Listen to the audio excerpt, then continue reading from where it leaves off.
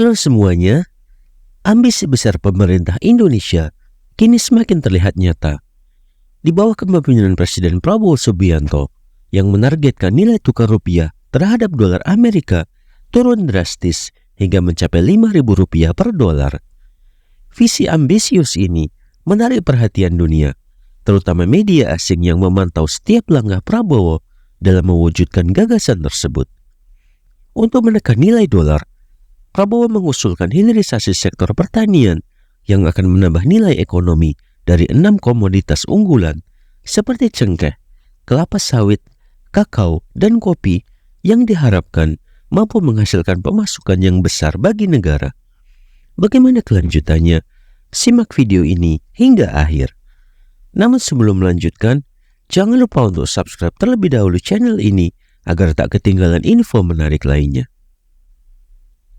Hilirisasi ini diperkirakan akan meningkatkan nilai ekspor Indonesia hingga mencapai angka Rp1.000 triliun. Strategi ini tidak hanya bertujuan untuk memperkuat nilai rupiah, tetapi juga untuk meningkatkan devisa negara yang sangat diperlukan. Menteri Pertanian Amran Sulaiman menjelaskan bahwa dengan nilai tambah komoditas yang begitu tinggi, angka Rp5.000 per dolar bukan lagi sekedar mimpi. Kesungguhan ini diperkuat dengan langkah besar Prabowo dalam memutihkan utang para petani yang diharapkan bisa mendorong produktivitas dan kemandirian ekonomi. Selain itu, Prabowo juga menuntut agar hasil pertanian Indonesia diolah di dalam negeri, mengurangi ketergantungan terhadap impor produk akhir yang nilainya jauh lebih tinggi. Selama ini, produk-produk seperti kakao dijual dalam bentuk mentahan dengan harga jauh di bawah nilai produk olahan. Hal ini menurut Prabowo tidak efisien dan sangat merugikan negara. Oleh karena itu, pendekatan hilirisasi ini diyakini sebagai langkah efektif untuk meningkatkan ketahanan ekonomi dan membuka lebih banyak lapangan kerja. Tidak hanya itu, Presiden Prabowo juga menunjukkan ambisinya dalam bidang ketahanan pangan. Ia bertekad agar Indonesia tidak lagi bergantung pada impor bahan pangan. Dalam pidatonya, Prabowo menginstruksikan agar program swasembada pangan segera diselesaikan. Bahkan, jika memungkinkan lebih cepat dari target 5 tahun yang direncanakan. Program ini bukan hanya sekedar mencapai swasembada, melainkan juga menciptakan kesejahteraan bagi para petani dan menjaga kestabilan pasokan pangan nasional.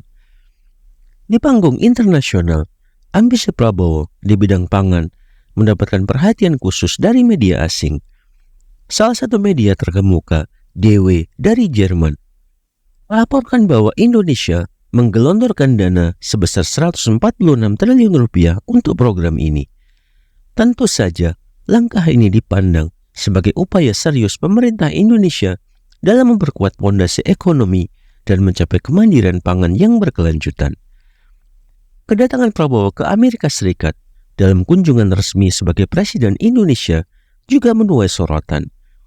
Awalnya, Amerika pernah menolak kunjungan Prabowo saat ia masih menjabat sebagai Menteri Pertahanan.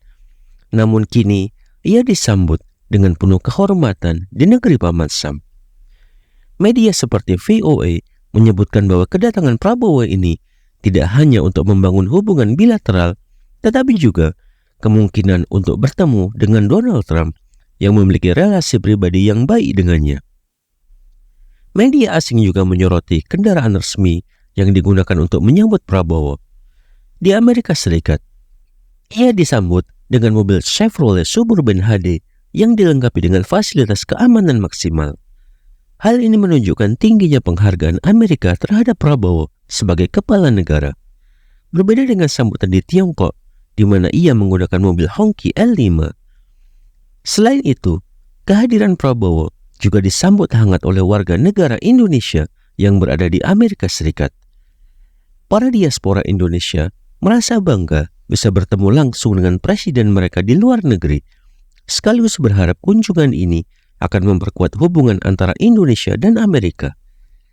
Keterlibatan diaspora ini menambah kesan hangat dari kunjungan tersebut dan mencerminkan dukungan yang kuat dari rakyat Indonesia.